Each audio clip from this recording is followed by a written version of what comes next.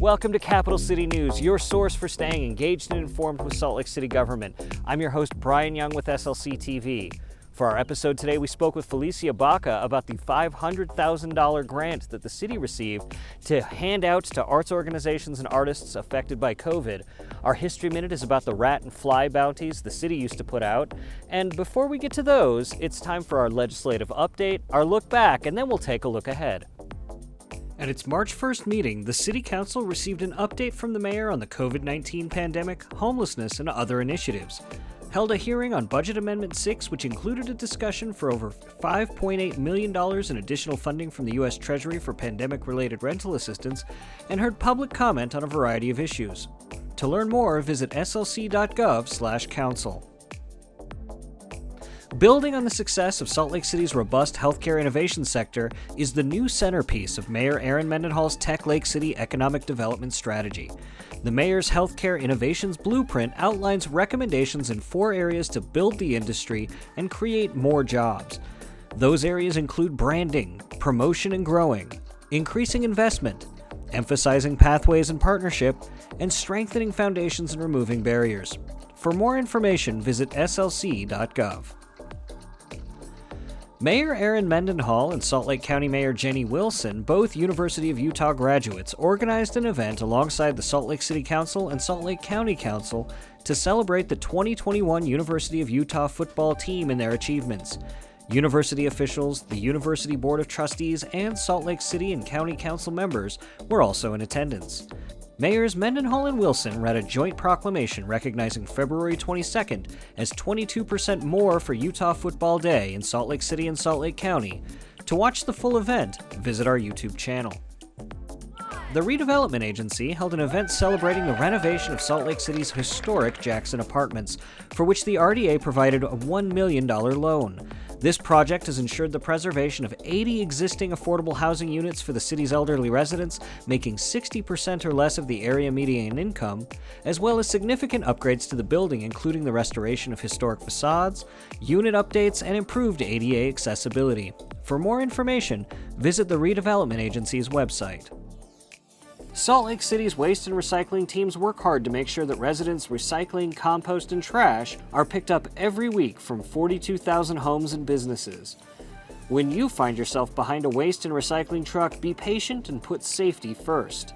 Slow down. Look for oncoming cars and workers before you attempt to pass a truck. Stop if necessary, and don't pass if you don't have full visibility or enough space. Look out for pedestrians, cyclists, children, and pets that may be obscured by the truck. Never pass a collection truck on the right. Drivers have blind spots due to the size and angles of collection equipment, and you will be in harm's way. If needed, let the truck finish its collection to keep workers, oncoming motorists, pedestrians, and yourself safe.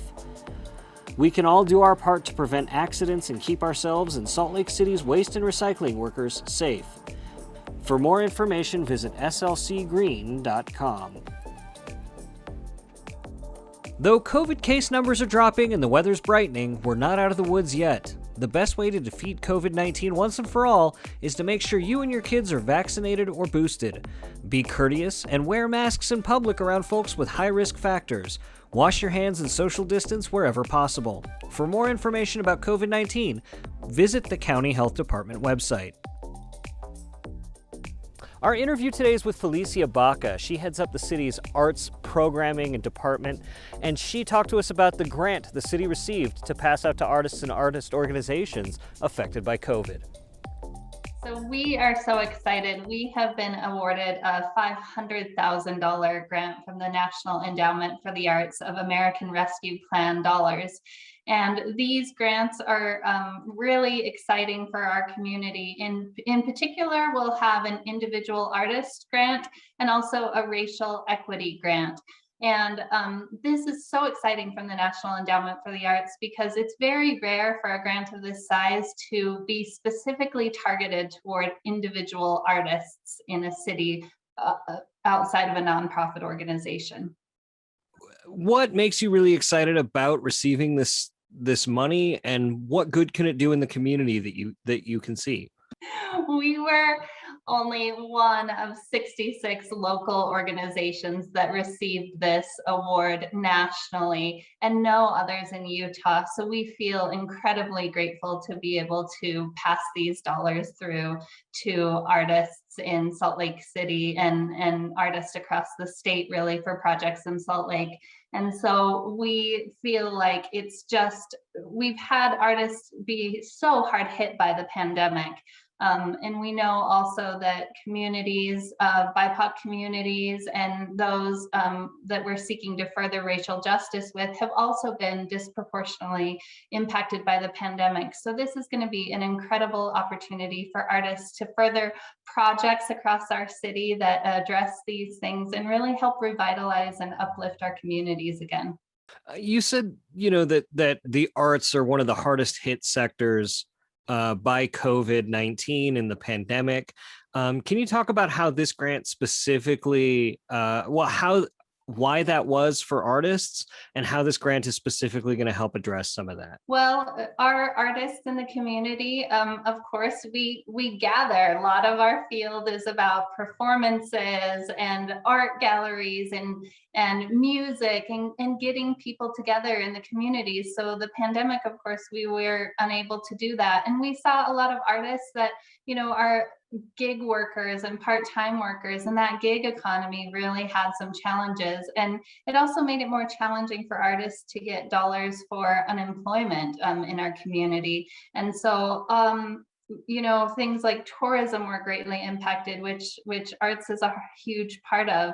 So this is really about getting artists back to work and providing some support for both what's going to happen in the community that's exciting, but paying fair wages to artists and really reinvigorating our cultural and artistic community and workers.